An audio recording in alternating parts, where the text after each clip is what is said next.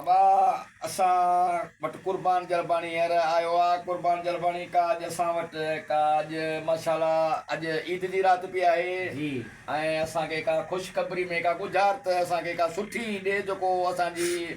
दिल खुश थे असां ॻोल्हियूं अॼु गुजारत जी के साईं दिल बिल्कुल खुश थींदी जेके असांजा भाइर असांखे ॿुधनि था जी अबा इंशाअल्लाह ताला उन्हनि खे बि गुजारत बिल्कुल पसंदि ईंदी। गुजारत जा अखर हाणे शेर मोहम्मद जी बाबा ॿोली हिन विलायत में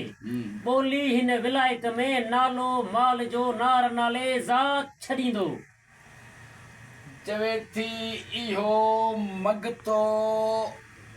झूना डड़ जो हिन दर ते बीही सिर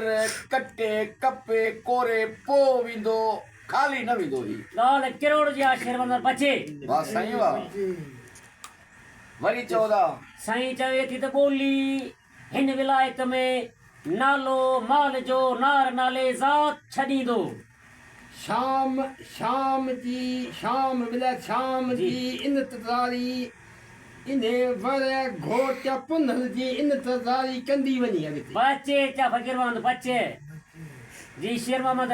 ॿोली हिन विलायत में ॿोली हिन विलायत में नालो माल जो नार नाले ज़ात छॾींदो चवे थी इहा मासूमड़ी बचड़ी जी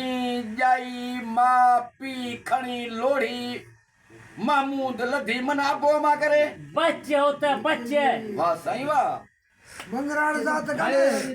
भाइरनि जो पलांद वठी पोइ पंहिंजी दिल मन ही ठारींदो बचे चया फ़कीरवंद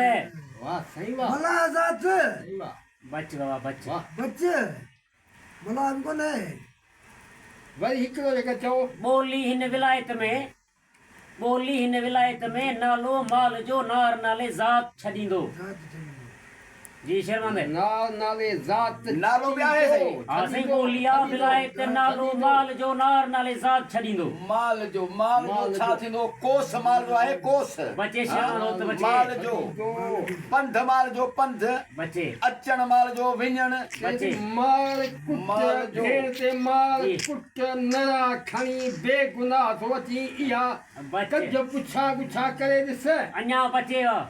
बच्चे माल जो छा थींदो माल जो आहे सौदो वापार छोड़न बधण माल बचे। जो छोड़न जो बधण जो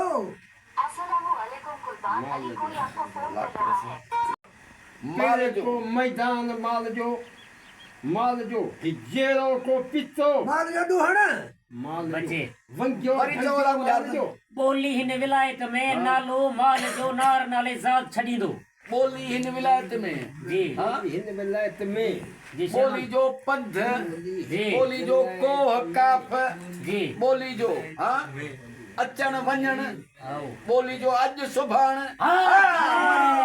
मरी वञे फोन करता गुजरात कुर्बान अली जलवानी साईं ॿोली हिन विलायत में नालो माल जो नार नाले ज़ात छॾींदो साईं ॿोली आहे अॼु जी बाबा साईं विलायत आहे हायरात सुभान साईं अल्लाह नालो आहे हादी सुभान अल्लाह साईं माल जो आहे सान हल साईं नार नाले आहे रोज़ी जी जी साईं ज़ात आहे लिखी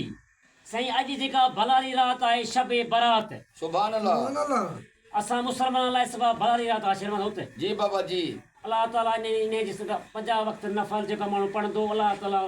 माफ़ी ॾींदो जी बाबा जी इन ते सुगड़ जी नज़र आहे त ॿोली हिन विलायत में नालो माल जो नार नाले ज़ात छॾींदो ॿोली आहे अॼु विलायत आहे हायरात नालो आहे हादी माल जो सान नालो आहे रोज़ी ज़ात लिखी पर इहे न चवे थो अॼु हिन हायरात में हादी